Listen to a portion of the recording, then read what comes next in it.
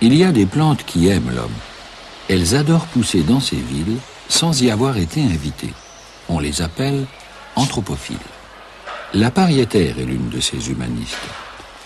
Née sur les bords de la Méditerranée, où on l'appelle gamba roussetta, la jambe rouge, elle a suivi l'homme de ville en ville jusqu'au nord de l'Europe.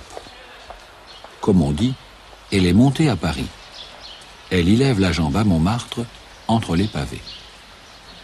Quant à la Vergerette, émigrée du Canada en 1655, d'abord internée en France dans un jardin botanique, depuis, elle est en cavale.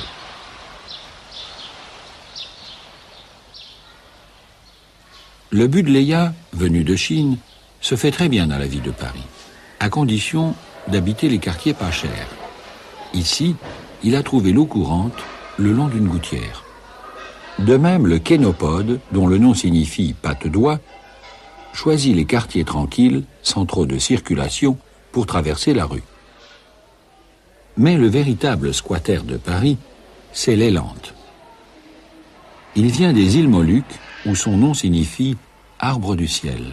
Il y vivait avec un papillon qui, sans lui faire de mal, pondait ses œufs sur ses feuilles et qui, pour emballer ses chenilles, produisait de la soie. Ce que voyant, au XIXe siècle, un missionnaire emballa le tout, le papillon et l'arbre du ciel, qui se retrouvèrent à Paris.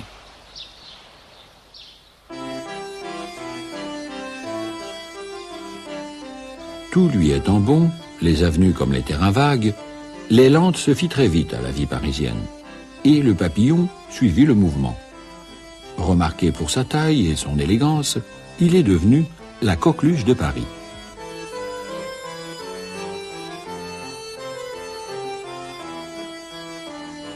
Depuis, plus question de le laisser traîner dans la rue. On recueille sa chenille endormie dans la nymphe, accrochée aux feuilles de l'élante.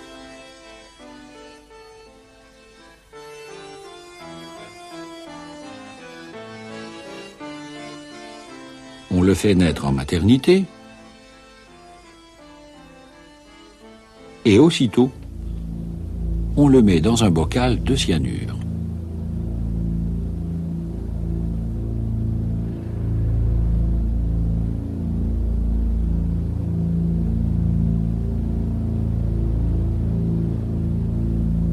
C'est ainsi qu'il meurt, sans plus jamais rejoindre l'arbre du ciel qui l'attend toujours dans les rues de Paris.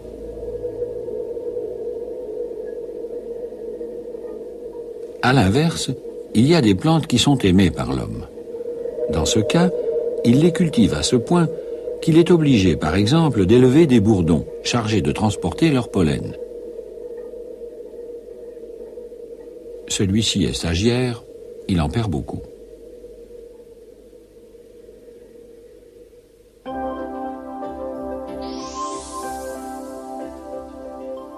Cette fleur insignifiante est celle de la luzerne, aliment essentiel pour le bétail. L'abeille domestique est trop grosse pour sa petite corolle. Seule parvient à l'ouvrir cette abeille, plus petite mais solitaire, qui refuse de vivre en société, chacune creusant son propre nid dans la terre. Du coup, cette abeille antisociale et individualiste est élevée dans le monde entier, y compris en URSS. On sait aujourd'hui pourquoi toutes les légumineuses, comme la luzerne, enrichissent le terrain où elles poussent. Elles ont l'art de vivre en symbiose avec des bactéries qui leur permettent de pomper l'azote de l'air pour le fixer sur leurs racines sous forme de nodules. Les chercheurs français ont trouvé au Sénégal une légumineuse tropicale, Sesbania rostrata, qui fixe l'azote en nodules sur sa tige autant que sur ses racines et semble bien être la championne du monde de fixation d'azote. 200 kg par hectare et par saison. Mise à côté du riz, elle en double le rendement et la teneur en protéines. Les légumineuses nous prouvent en somme qu'en produisant pour s'enrichir, on peut très bien enrichir le voisin. On chuchote que, chouchoutés par les chercheurs, les légumineuses au XXIe siècle auront supprimé les famines. Ce n'est pas la première fois qu'on essaie de les supprimer.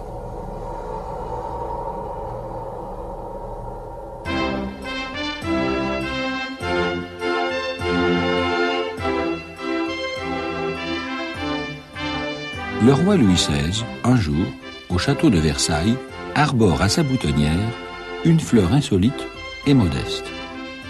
On murmure, on s'interroge, et il déclare en substance: « Messieurs, cette fleur va supprimer les famines, donc les révoltes. Il serait temps d'en planter. » Ceci étant le pré-générique d'un feuilleton historique intitulé Solanum tuberosum, ou les tribulations d'un tubercule.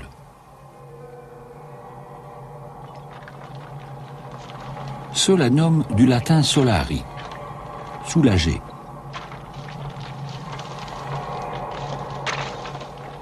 Parce que la pomme de terre fait partie de la famille des solanacées, dont certains membres, comme la belladone, contiennent des narcotiques dangereux. En fait, la pomme de terre, si l'on veut bien éplucher son dossier, est loin d'être innocente. Non seulement sa tige, ses feuilles, ses baies sont toxiques, mais aussi les taches vertes qu'on voit parfois sur ses tubercules et les germes qui naissent à partir de ce qu'on appelle ses yeux. C'est au Pérou qu'elle est née, à l'état sauvage, sur les contreforts des Andes. Elle a horreur des basses terres tropicales. Bien avant Christophe Colomb, les Indiens font de la pomme de terre la déesse de la vie.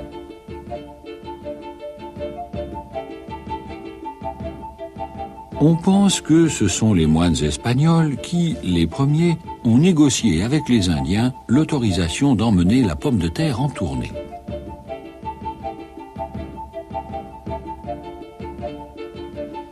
C'est ainsi qu'au début du XVIe siècle, elle part à la conquête d'un nouveau monde, l'ancien continent. Et là, elle se plante.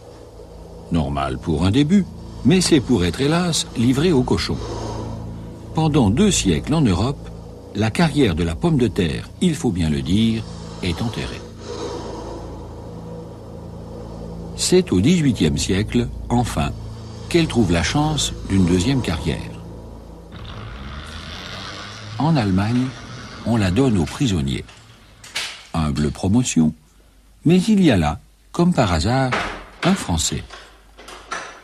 Il s'appelle Parmentier. Pharmacien dans le civil, il se jure, une fois libéré, de faire savoir aux Français que la pomme de terre peut éviter les famines.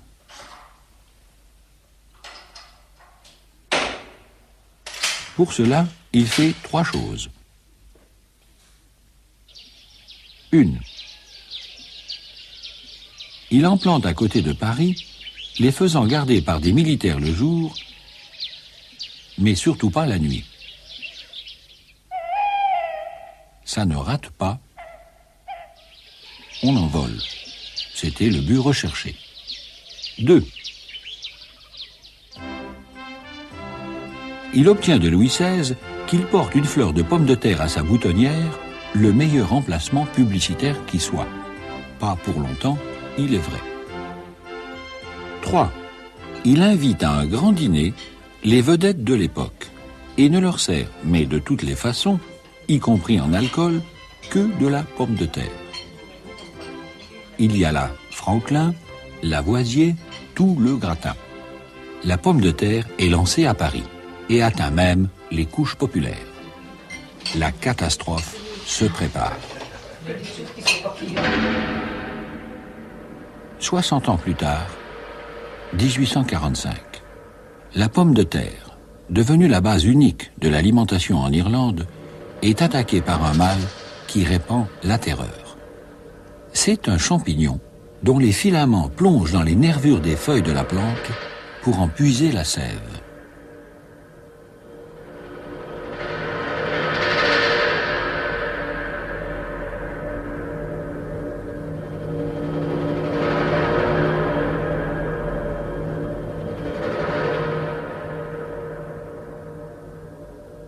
Après quoi, il produit des spores que le vent ou la pluie projette sur les plants voisins,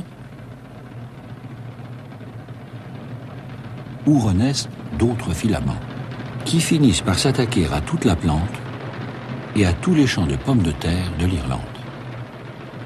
En 4 ans, de 1845 à 1849, la population diminue d'1,5 million de personnes, mortes de faim ou émigrées vers les États-Unis. On donne aux champignons le nom de mildiou, qui signifie, en anglais, tache d'humidité. En 1885, enfin, on découvre qu'on peut le détruire grâce à un mélange de sulfate de cuivre et de chaux. La pomme de terre est-elle sauvée?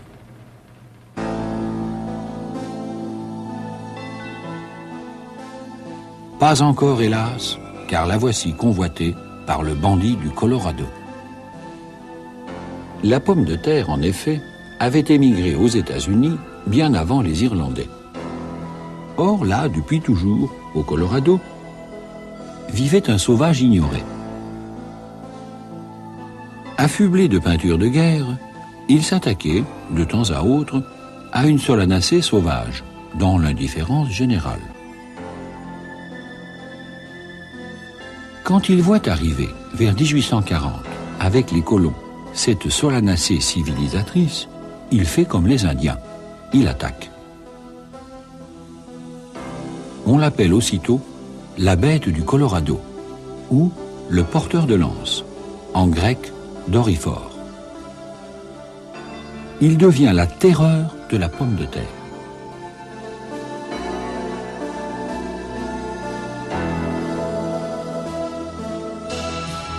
Au point que, remontant sa piste, à rebours des colons, il entreprend la conquête de l'Est. En 18 ans, il parcourt 2000 km. Si bien qu'en 1860, quand les Irlandais arrivent sur la côte atlantique pour avoir fui la pomme de terre, le Doryphore s'y trouve déjà pour l'avoir suivi.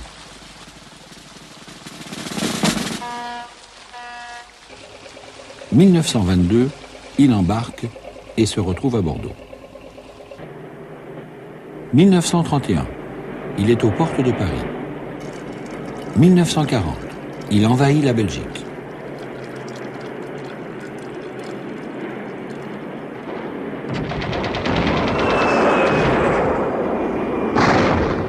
« 1941, le Doryphore envahit l'Allemagne. 1946, non seulement toute l'Allemagne est occupée, mais au mépris de la neutralité, le Doryphore s'attaque à la pomme de terre suisse. 1951, il envahit la Pologne et la Tchécoslovaquie. 1956, il attaque la Russie. 1960, faisant mieux sur ce point que Napoléon et Hitler, le Doryphore arrive en Sibérie. 1963, comme eux, par contre, il renonce à l'Angleterre. 1964, pas plus que Mussolini, il n'a réussi en Grèce, mais il occupe déjà tout le nord de l'Italie.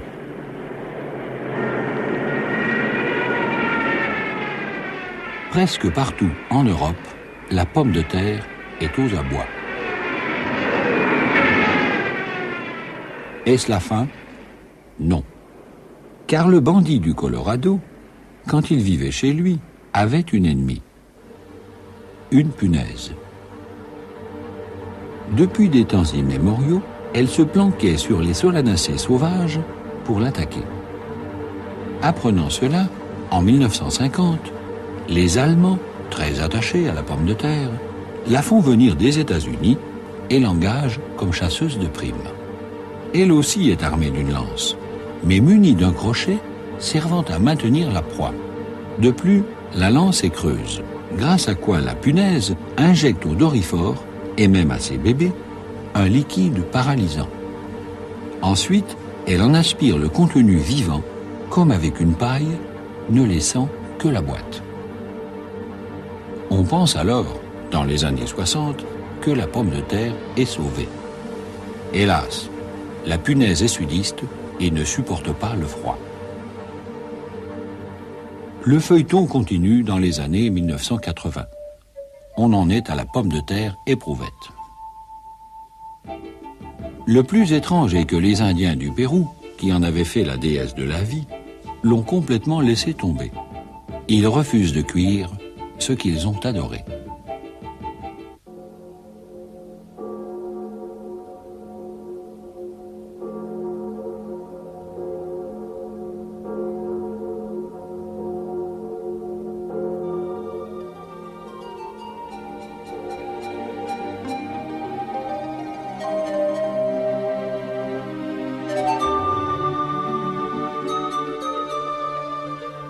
Mais de la pomme de terre, passons à la pomme de pin.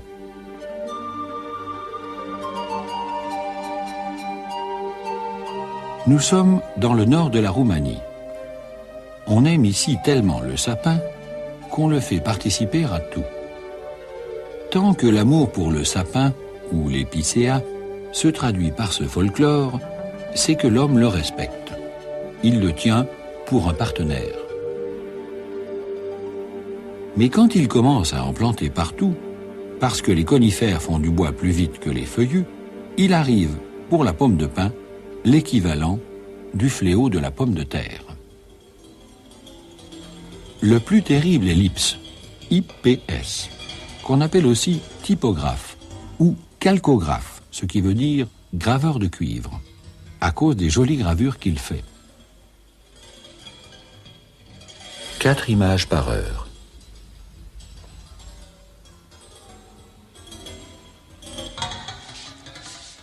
Sous l'écorce d'un épicéa, qu'elle choisit déjà malade ou affaiblie, la femelle de l'Ips entreprend de creuser des galeries qui sont les couloirs d'une maternité. De loin en loin, elle installe des chambres pour ses bébés. Ils y vivront le temps de devenir des chenilles et de ressortir de l'arbre. Les Ips sont ainsi anéantis, en Allemagne et en France, des dizaines de millions d'arbres affaiblis par la sécheresse de 1983. Alors, là aussi, on a engagé un chasseur de primes. On l'appelle Thanasimus, le tueur. Il attend sa victime à la sortie et celle-ci n'a pas le temps de faire hips. Hélas, un seul couple d'ips peut engendrer 200 000 larves. Et il arrive aussi qu'on ne trouve pas le prédateur naturel. Par exemple, contre l'Hymantria monaca, surnommée la nonne, venue de Sibérie. Rien à faire contre elle dans les forêts d'Europe centrale. L'homme découvre ici qu'aimer une plante, au point d'en faire de la monoculture, c'est faire galoper la démographie d'un prédateur jusque-là discret.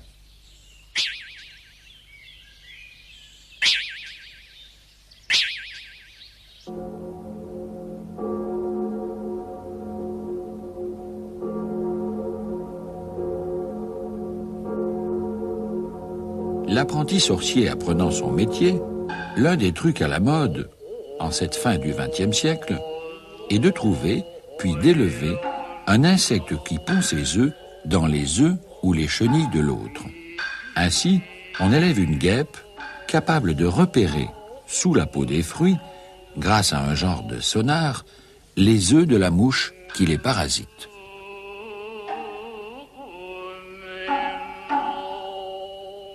En Australie, pour protéger le chou contre la fameuse pierride qui pond ses œufs dans ses feuilles, on a trouvé cet insecte. Dans la chenille de la pierride, il pond ses œufs, qui deviendront des larves se nourrissant de celles du papillon, laquelle finira par accoucher de ses assassins. Cela s'appelle la lutte biologique.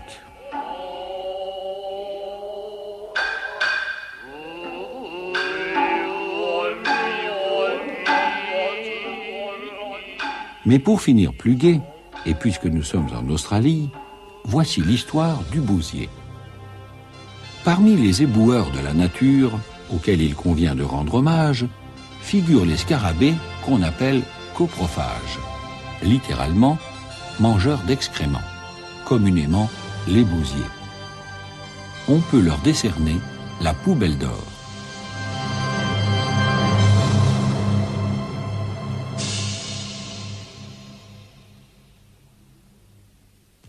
Les bousiers américains sont les plus design. Exemple Phanaeus imperator ou son cousin violet.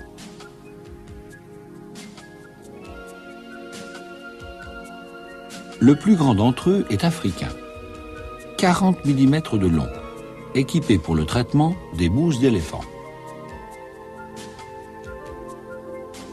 Mais le plus illustre des bousiers, c'est le scarabée sacré, celui que les Égyptiens avaient divinisé sous le nom de Khéper et qu'on retrouve en bijoux au bras des pharaons.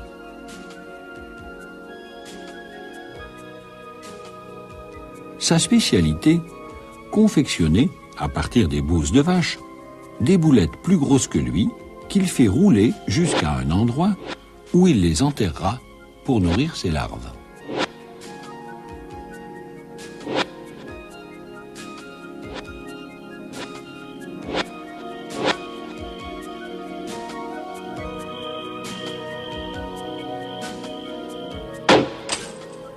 Or, depuis toujours, en Australie comme partout ailleurs, la nature avait prévu des bousiers. Ces bousiers-là étaient spécialisés dans les crottes de kangourou. La crotte de kangourou est modeste et se rencontre de loin en loin, étant donné que le kangourou fait des bonds. Elle est facilement récupérée par le bousier local, qui a suivi l'évolution du kangourou. Tout va donc bien en Australie jusqu'en 1788. À ce moment, arrivent l'homme et la vache. Le kangourou n'insiste pas. Il reflue vers les zones arides, laissant derrière lui son bousier. Cependant que les pâturages australiens se couvrent de bouses de vache à la cadence de 450 millions de bouses par jour.